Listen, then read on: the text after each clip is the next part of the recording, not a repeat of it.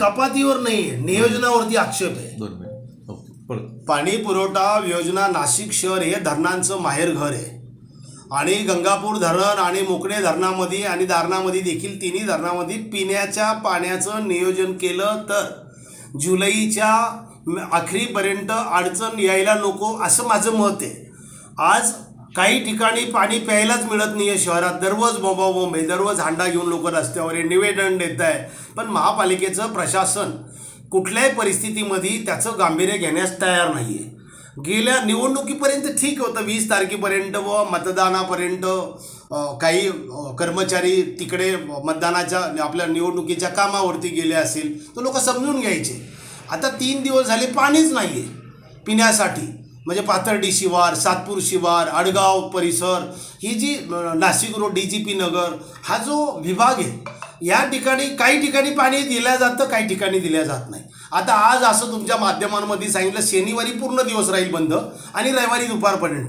अहो 12 तास असे गंगापूर धरणातून जे पाणी येतं 3 विभागाला 12 तास MECBला पत्र द्या का तुमचा विभाग अत्यावश्यक सेवेमध्ये सब स्टेशन मी महापौर असताना सेपरेट आहे सगळ्या ठिकाणी सब स्टेशन आहे MECBचं.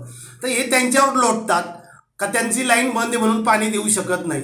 आता जर यांना काम करायचं आहे दुरुस्तीचं काय असेल 12 तास 3 विभागाचं करायचं, शहरातले 6 विभाग आहेत आणि 12 तास दुसऱ्या 3 विभागात करावा.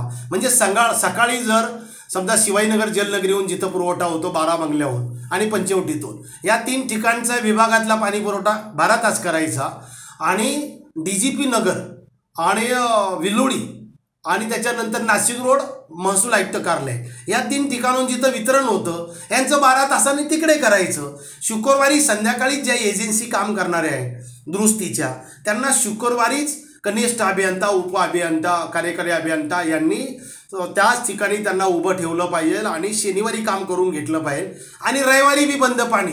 अरे आजही पाणी नाही आहे शहरात, म्हणजे आजही विस्कळीत, उद्या विस्कळीत. 4 दिवस नागरिक हे सामान्य नागरिकांची वस्ती, सगळ्यांचे बंगले नाही आहे, कामगार वस्ती आहे. कोणाकडे 200 लिटरची पाण्याची टाकी, कोणाकडे हंडाचे. याचं नियोजन करावा हे मी महापालिका आयुक्ताला दुपारी फोन करून सांगितलं आहे. ते म्हणा मी त्या अग्रवालशी बोलतो. अरे तुम्ही बोलून काय कराल, तुम्ही अगोदरच नियोजन करा. आणि हे नियोजन होत नसेल चर खोदाईच्या बाबतीत सारखं मी सांगितलं महापालिकेची यंत्रणा आहे पोखल्याने चर खोदाईची, चला माझ्याबरोबर उद्या 9 वाजता चर कुठून खोदायची आपण नियोजन करू. सारखं टेंडर काढाय मागा लागायचं. महापालिकेची यंत्रणा आहे ती चर कुठून खोदायची, चर खोदलेली आहे पण आणखीन कुठं खोदायची एकदा समक्ष तरी नाशिकरांना दाखवू. हा प्रश्न गंभीर आहे. त्यामुळे हे जर नियोजन होणार नसेल तर मी कमिशनरला सांगितलं रविवारी तुमच्या दारात येऊन बसेल जर पाणी विस्कळीत झालं तर.